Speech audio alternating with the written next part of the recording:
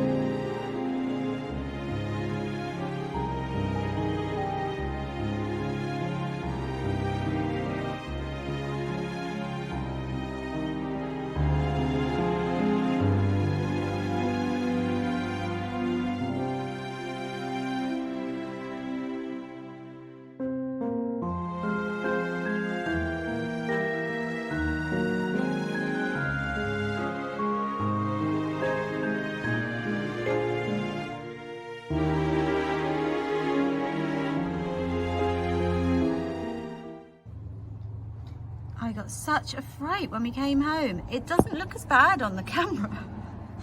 That mound is like nearly, this one here, it's nearly as tall as me. It's actually like really quite crazy out there.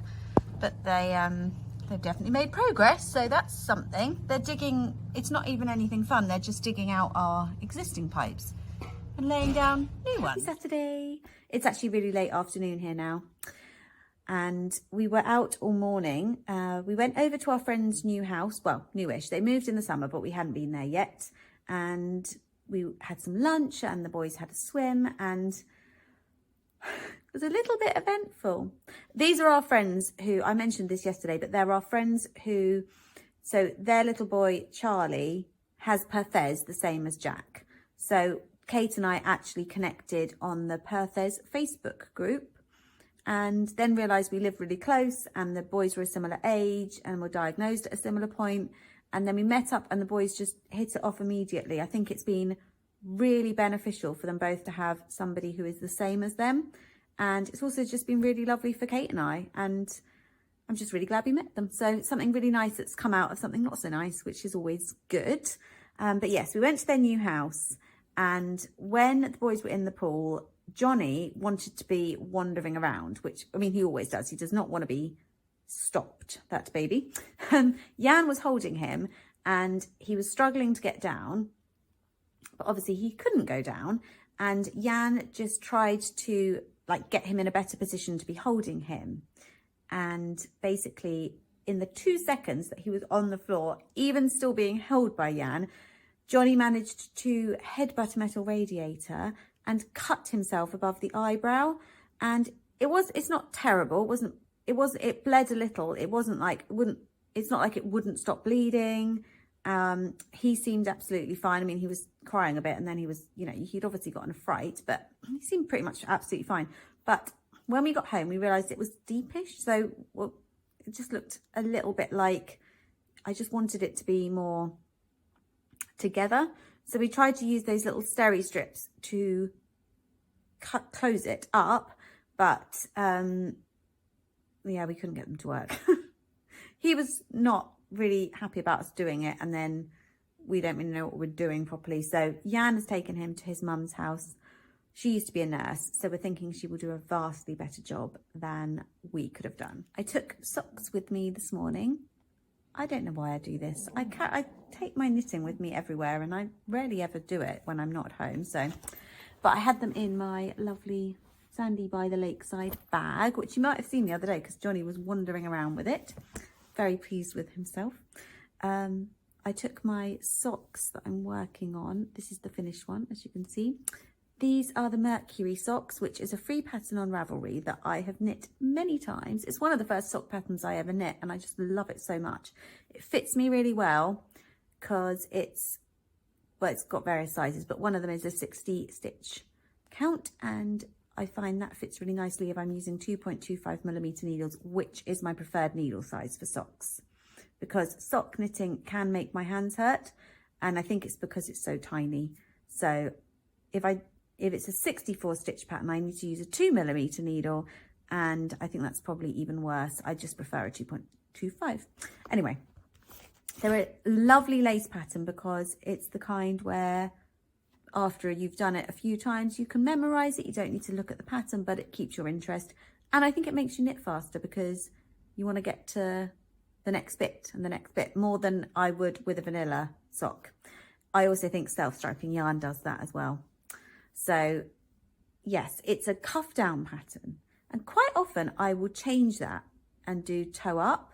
So I'll take a cuff down pattern, but I'll just do it toe up instead, because it's my slightly preferred way of knitting a sock. But I like cuff down as well, and sometimes it's nice just to have a change. So I did these ones cuff down, and then I was really lucky because it then occurred to me, oh my goodness, when I get to the end and I need to start the toe, I may not have it, you know, it was really lucky that it finished with a colour, if you see what I mean. So I did all of that bright peach, and then it was time to start the toe. But if I had only done half of that bright peach and it was time to start the toe, I'd have been really miffed. I would not have liked that at all, because I need my stripes to be even, because I'm just one of those people. But also in that vein, I did switch out the heel. So this pattern normally has a proper heel flap and gusset, but if you do that with self-striping yarn, because of the gusset increases, the stripes here in this section